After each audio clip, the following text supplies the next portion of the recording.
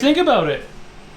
It's rowdy. Whoa. What up, mouth breathers? Welcome back to the Kyle Show. Hope you guys enjoy me being me. Today, we gotta button up this thing. Twin turbo, LS powered. My wife's car's faster than mine. It is what it is. Peep the merch, boostedlifestyle.com. And every $1 spent automatically gets you one entry for this thing. It's our badass little pit trike. Who wouldn't wanna own that?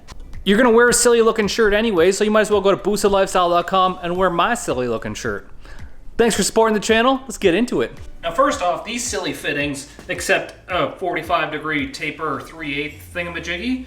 And I can't find a 3/8 thingamajiggy to a 6AN. So what I'm gonna do is I'm gonna grind this off, drill out this fitting, tap that for 1/8 MPT, and go from 1/8 MPT to 6 JIC into this piece so we can finally put some AN lines on this thing.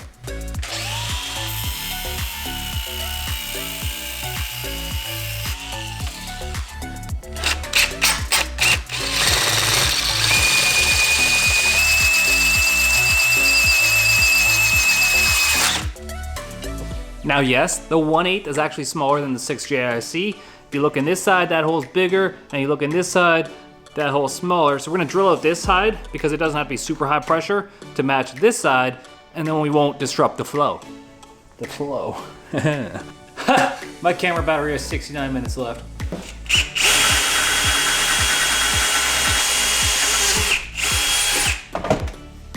Don't ask me why I just didn't drill this out over here. I don't make sense sometimes.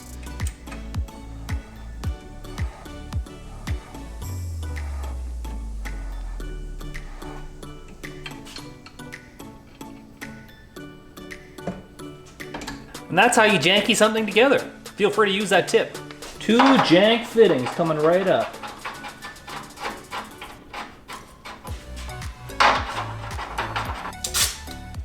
And just mark it with a piece of tip. Something like that.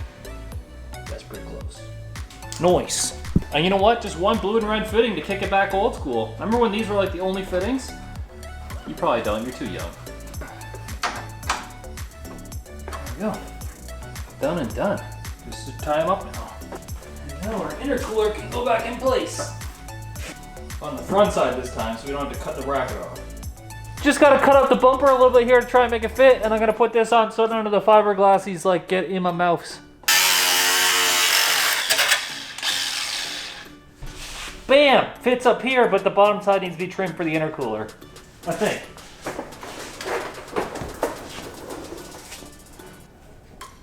Now that we have the bumper in place, we can actually take it back off because we know that it fits. Start building our exhaust to go back because that has to be bolted on before the bumper bolts on. Unless you have little weird arms that bend in 3 places to get up there. Then once that's on, shifter plate, and I think we can drive this out of here. All right, I drilled and tapped our coolant right here. This is what actually switches our fans on, so this is like a thermostatic switch. I've got the ground wire here, and I'm just gonna run this under the intake manifold, connected to there, and then we'll have fans, which, that was one of the jobs I was regretting doing most. How was it gonna turn my fans on? Because the Holley only has 4 inputs, 4 outputs, you gotta pick and choose what you want to turn on and off with the Holley. The fans not being one of them, because we got 2 boost control solenoids we need to control, and we need trans brake, and something else on the outputs. Fuel pump, there you go. Now we have to try and feed this under the intake manifold, because that's gonna be the neatest spot it's gonna go. And I think I have a trick for this. Piece of welding wire. Put a hook on one end, slide it where we wanna go.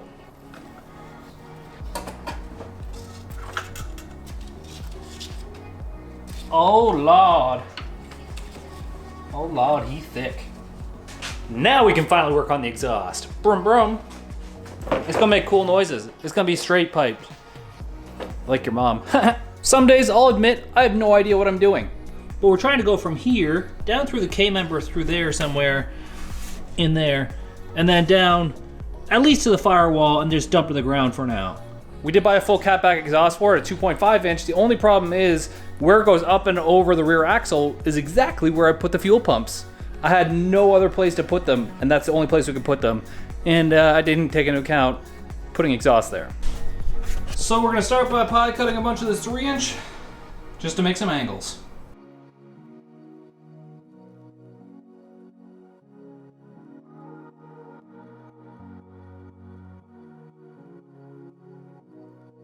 So we've got quite a bit of exhaust done. Up there is where the turbo is, comes down through there, down through the K-member, and it ends up somewhere right here.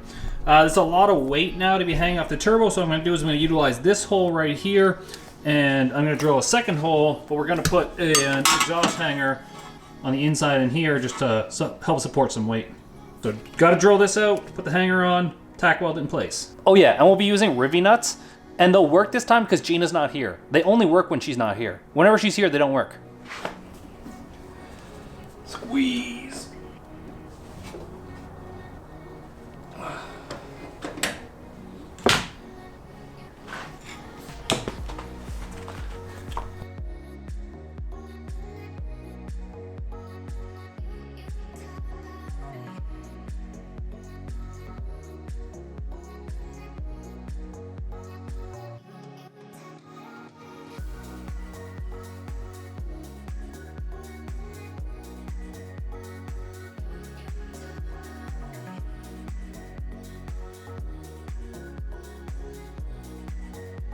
I guess I can still kind of weld. I didn't back purge it because it's post-turbo and I don't usually back purge anything post-turbo. It just costs too much in argon. But we'll keep going. That's most of the way. Actually, I gotta weld this thing first. I forgot. So I gotta weld that. Ugh, I'll admit it's totally been a lot of like welding up a section, adding a section, picking it in and out, putting it back in, taking it in and out again. It's a lot of in and outs. And I don't even know if it's gonna fit anymore. Yep, this might be the longest we can put in there before another V-band needs to be added. It's definitely not made to be easy getting in and out. If it was easy getting in and out, we just would have put it out through the bumper here. But we wanted something that was going to eventually go to the back, so this is the only option we got, I guess. Transmission cooler lines are a little tight there. Cool. Man, it literally feels like we're trying to squeeze 10 pounds of shit in a 5-pound bag. This is tight.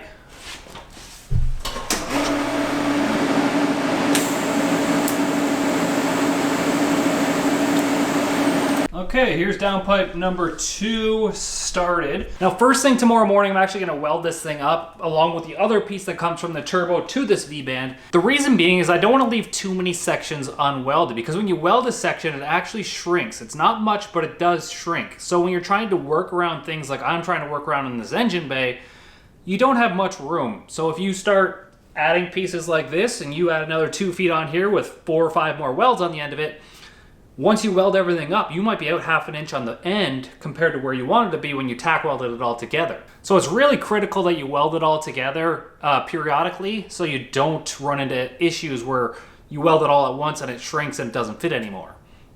Pro tip. That's gotta be a joke, right? It snowed last night. Why do I live where it keeps snowing in April? That's stupid. Anyways, time to get weldy. Dang, boy! This one's built as far as this one is built. And this one is built to here. And that's as far as we can go without adding another V-band. So we're gonna weld this little kick down right here just to dump it down to the ground a little bit. And then we'll add another one like this to this side once this side's back in place and the exhaust hanger's put on it. It's been a lot of welding. Good to see that I can still kind of weld mostly.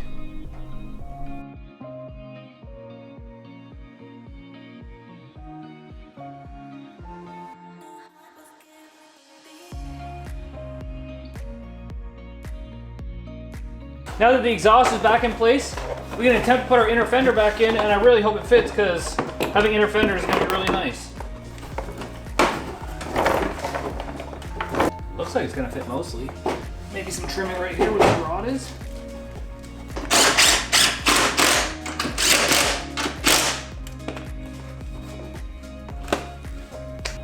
Okay, fits in there, perfect.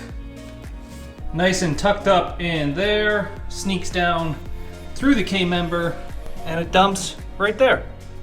It's turned down slightly. Yeah, you can see it's turned down slightly right there, dumps just next to the transmission. Sometimes I enjoy fabricating, sometimes it's just a lot of work. My back is sore. Backosaurus Rex. Both exhausts are done now, and they both exit right near the firewall. Now it's time to see if it sounds any different, or if we just spent a lot of time extending hot air backwards without any cool noise gains.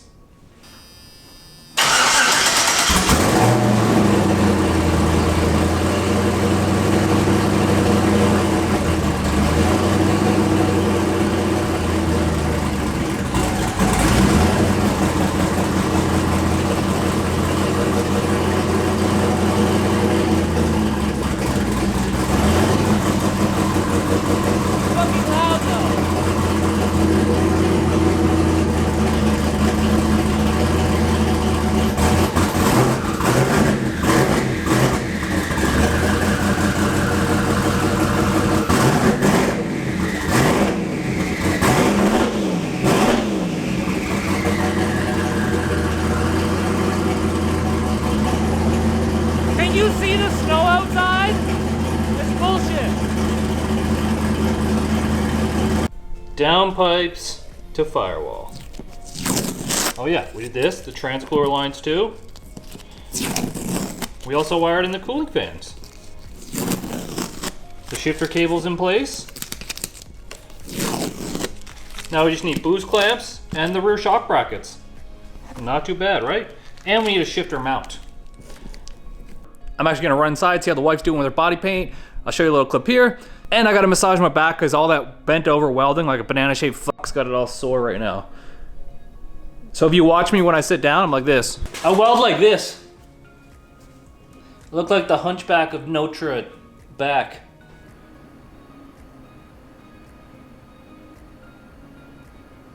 How do you get the paint off? Yes, it's water soluble. I just hop in the shower and most of it comes off.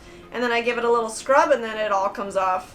So as you can see, that's why Gina's not out here. She's too busy painting herself like Dragon Ball Z characters. Can't complain, I'd bang trunks. Gotta build a shifter mount now so we can move this out of the garage so I can spin it around and put rear shock mounts in it. So we're gonna build a shifter mount real quick, hopefully get that in position nicely, and then put the plate on it and we can drive it out of here.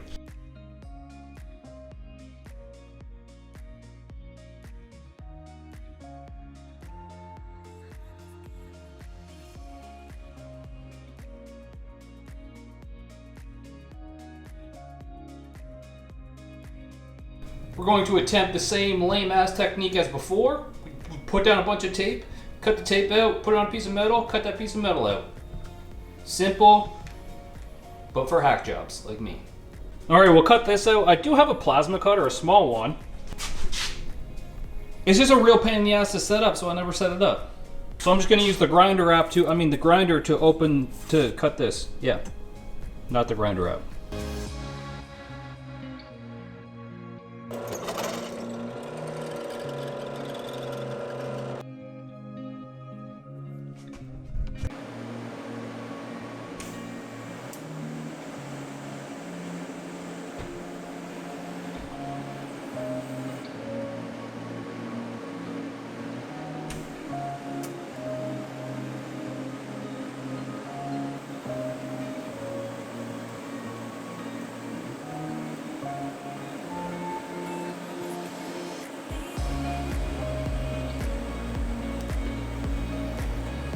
Alright, so all I did was weld this piece of pipe to the bottom of the shifter. I was going to build a plate, but it doesn't make sense if I'm making this part removable anyways. And because Gina's a short ass, I had to move it back a little bit. So this should just fit into this piece. Anyway, something like that. And then the shifter is just going to sit right there. Should be super solid once it's welded and bolted into place. And this 1-inch pipe actually fits perfectly into the 1.25 inch 120 wall.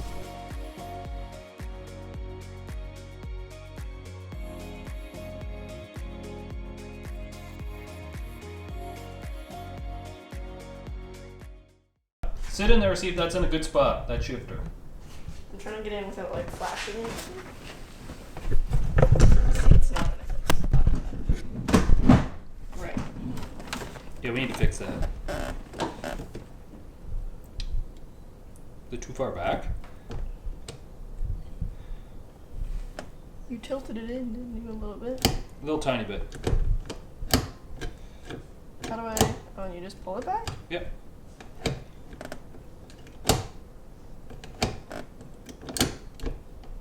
I don't know what I'm doing. That's okay. Does it feel like in a comfortable spot? Because like, is this as far back as it goes?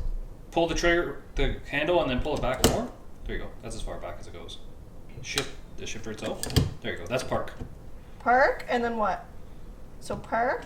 And then pull back one. I think that. Oh, I think that's neutral there. You skip to reverse, and then one more, just straight back without the lever. That's second, and that's third. That's gonna take. And that's first. So that's park. Yep. And then you said. One notch back. Wait. That's reverse? That's reverse, yep. One more back is neutral. Yep. One more first, second, and then so first and second is just kind of like free balling? flowing. Okay. Yeah. And then third. Yeah. So normally you'd start in first. Well, okay. Yeah. So put it in first. No, that's neutral. It's there. And then you just pull back on the handle for second, and then you pull back both handles for third. There you go. All right, we're gonna get Gina's take on how it sounds with the new exhaust. Should just fire right up.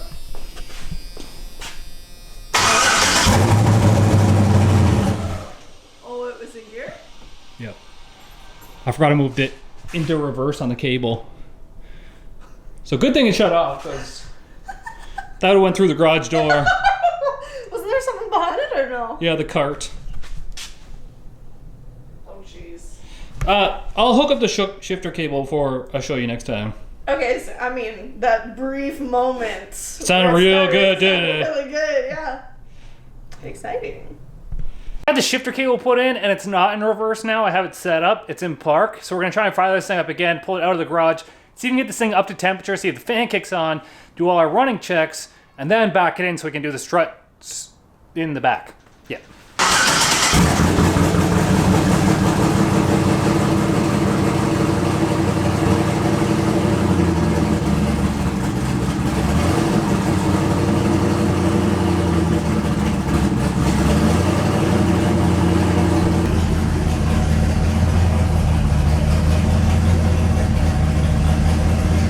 Professional tuner. Closed loop cowboy.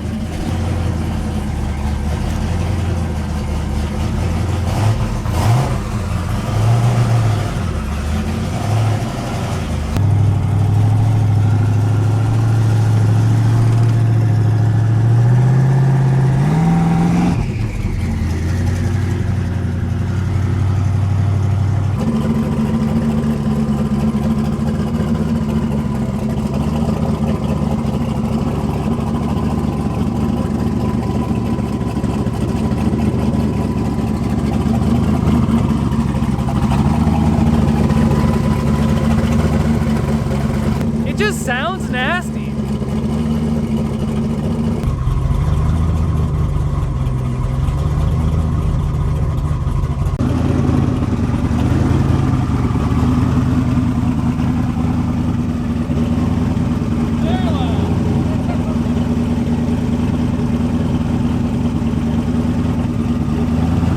Hey, that ain't bad. It's holding like 205, but only one fan is working right now.